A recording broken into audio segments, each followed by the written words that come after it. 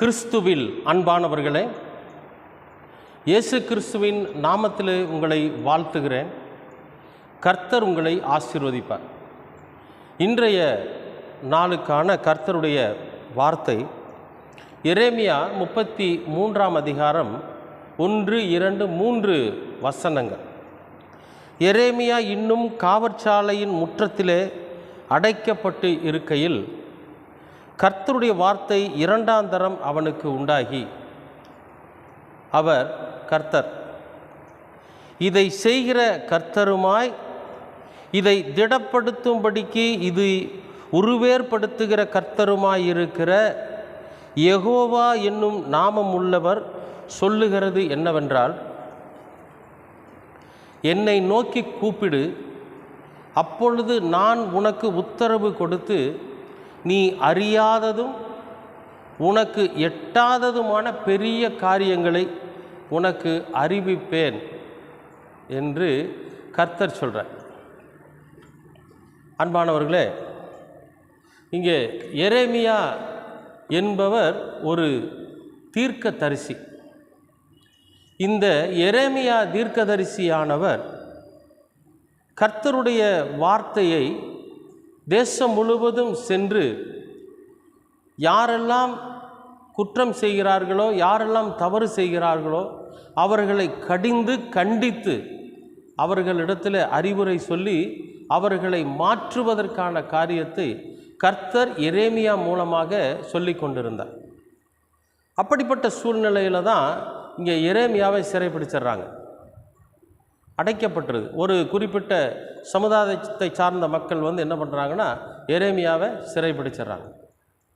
இப்போ எரேமியா அந்த சிறை முற்றத்தில் நின்றுட்டு என்ன செய்கிறதுன்னு தெரியாமல் கடவுளோட சன்னிதானத்தை நோக்கி அவர் அப்படியே நிற்கிறார். இப்போ நாம் நம்முடைய வாழ்க்கையில் கர்த்தர் நமக்கு நிறையா விஷயங்களை சொல்லியிருப்பார். அதன் மூலிமா நாம் பல பிரச்சனைகளை அனுபவிக்க வேண்டிய ஒரு நிலை இருக்கும்.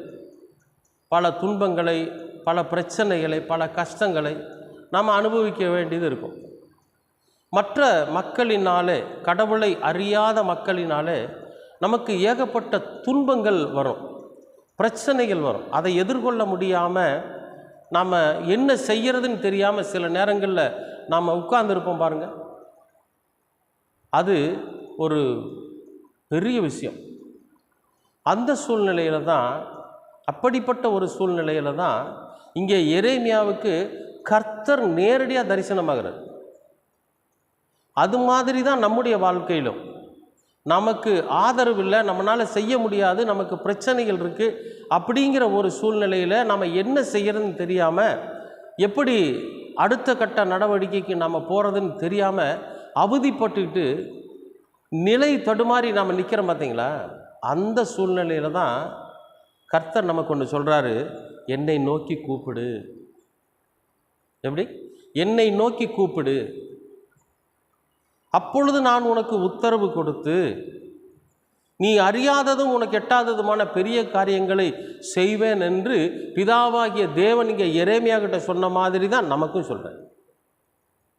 அன்பானவர்களே, உங்களுடைய வாழ்க்கையில், நம்முடைய வாழ்க்கையில் நம்ம என்ன செய்கிறதுன்னு தெரியாமல் அடுத்தது நம்முடைய வாழ்க்கையில் என்ன அப்படிங்கிற ஒரு கேள்விக்குறியோடு நம்ம நிற்கிறோம் பார்த்தீங்களா? அந்த கட்டத்தில் தான் ஆண்டவரை நோக்கி கூப்பிடணும்.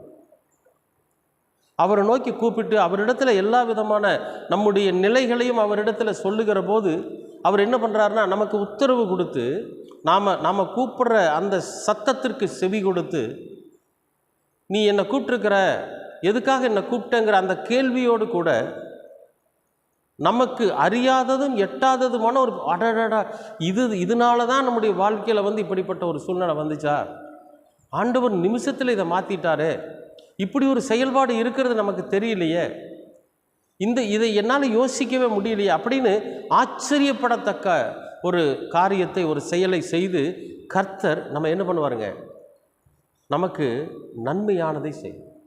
நம்ம இடத்துல இருந்து என்ன பண்ணுவாருன்னு கேட்டிங்கன்னா, ஒரு பெரிய விஷயத்தை அறிவிப்பார். டே, நீ இதை செய்ய, அப்போ உன்னுடைய சிறையிருப்பு மாறும். நீ இதை செய்ய, உன்னுடைய அடிமைத்தனம் மாறும். நீ இதை செய்ய, நீ சுதந்திரமாக வாழ முடியும். நீ இதை செஞ்சு பாரு, இன்றைக்கி என்ன பிரச்சனையில் நீ அவதிப்பட்டு என்ன செய்யறதுன்னு தெரியாமல் இருக்கிற பார்த்தியா, இதை செய், உன் வாழ்க்கை மாறும் அப்படின்னு சொல்லி நமக்கு எட்டாததும் நம்ம அறிவுக்கு எட்டாததுமான பெரிய அற்புதமான காரியங்களை, அற்புதமான ஆலோசனைகளை கர்த்தர் தருவார்.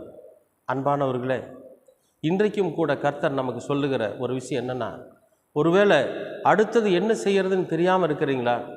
வாழ்க்கையில் நம்ம என்ன பண்ணுறது, நம்முடைய வாழ்க்கை முடிஞ்சு போச்சு, இனி நமக்கு அடுத்த கட்ட ஒரு நடவடிக்கை எடுக்கிறதுக்கான வாய்ப்பு நமக்கு இல்லையேன்னு நீங்கள் நினைக்கிறீங்களா? தயவு செஞ்சு ஆண்டவரை நோக்கி கூப்பிடுங்க. நிச்சயமாக உங்களுடைய உண்மையான கூப்பிடுதலுக்கு அவர் செவி சாய்க்கிற தேவனாக இருப்பார். உங்களுடைய உண்மையான கூப்பிடுதலுக்கு அவர் மறு உத்தரவு கொடுக்கிறவராக இருப்பார். வியாபாரத்தில் ரொம்ப நஷ்டமாயிருச்சு, இனி ஒன்றும் பண்ண முடியாது, இனி அடுத்த கட்ட வியாபாரத்தை என்னால் பண்ண முடியாது அப்படின்னு நீங்கள் நினைக்கிறீங்களா? கவலையே படாதீங்க. கர்த்தர் நிச்சயமாகவே அதற்கு நீங்கள் எதிர்பார்த்திராத, உங்களுடைய அறிவுக்கு எட்டாத ஒரு அற்புதத்தை, ஒரு ஆலோசனை உங்களுக்கு தருவார். கர்த்தரோட சமூகத்துக்கு போங்க. தொழிலையாகட்டும், நீங்கள் வேலை செய்கிற இடத்துல பிரச்சனையாகட்டும், அல்லது ஊழியத்தில் பிரச்சனையாக இருந்தாலும் சரி, எதுவாக இருந்தாலும் சரி, கர்த்தரை நோக்கி கூப்பிடுங்க. அவர் உங்களுடைய வாழ்க்கையில், அதாவது நம்முடைய சிந்தனைக்கு எட்டாத ஒரு விஷயம், அடடா நாம் இதை யோசிக்கவே இல்லையே அப்படின்னு நம்ம சொல்லுவோம். அப்படிப்பட்ட ஒரு அற்புதமான ஆலோசனையை, அற்புதமான ஒரு செயலை கர்த்தர் நமக்கு நினைவுபடுத்துவார். நீங்கள் விசுவாசிக்கிறீங்களா? கர்த்தரை நோக்கி கூப்பிடுங்க. அவர் உங்களுக்கு மறு உத்தரவு கொடுத்து நீங்கள் அறியாததும் உங்களுடைய அறிவுக்கு எட்டாததுமான ஒரு அற்புதமான செயலை உங்களுக்கு அறிவிப்பார். விசுவாசிக்கிறீங்களா? அப்போ ஆண்டவர்கிட்ட கேட்போம், அவரை நோக்கி கூப்பிடுவோம். அன்பின் பரலோக பிதாவே, உமக்கு ஸ்தோத்திரம், எங்களுடைய விண்ணப்பத்தை கேட்டருளும், எங்களுடைய கூப்பிடுதலுக்கு நீர் செவிசாய்த்தருளும். நாங்கள் இனி எரேமியா இங்கே சிறையிருப்பின் காலத்தில் நின்றது போல நாங்களும் நின்று கொண்டிருக்கிறோம். கர்த்தர் தாமே எங்களுக்கு மறு உத்தரவு கொடுத்து அடுத்து நாங்கள் என்ன செய்ய வேண்டும் என்கிற எங்கள் அறிவுக்கு எட்டாதிருக்கிற அந்த காரியத்தை, அந்த செயலை நீர் எங்களுக்கு நினைவுபடுத்த வேண்டுமாய் செபிக்கிறோம். உம்முடைய கிருபையினாலும், உம்முடைய அன்பினாலும், உம்முடைய தயவினாலும், உம்முடைய வழிநடத்துதலினாலும் எங்களை நீர் ஆண்டவர் உம்முடைய பிள்ளையாக ஏற்றுக்கொண்டு வழி நடத்த வேண்டுமாய் செபிக்கிறோம். எங்களுக்கு மறு உத்தரவு தாரும். எங்களுக்கு எட்டாததும் அறியாததுமான அந்த அற்புதத்தை நீர் எங்களுக்கு நினைவுபடுத்தும். நன்றியுள்ள இருதயத்தோடு உம்மை துதிக்கிறோம். இயேசு கிறிஸ்துவின் வழியாய் கேட்கிறோம் நல்ல பிதாவே. ஆமேன், ஆமேன், ஆமேன்.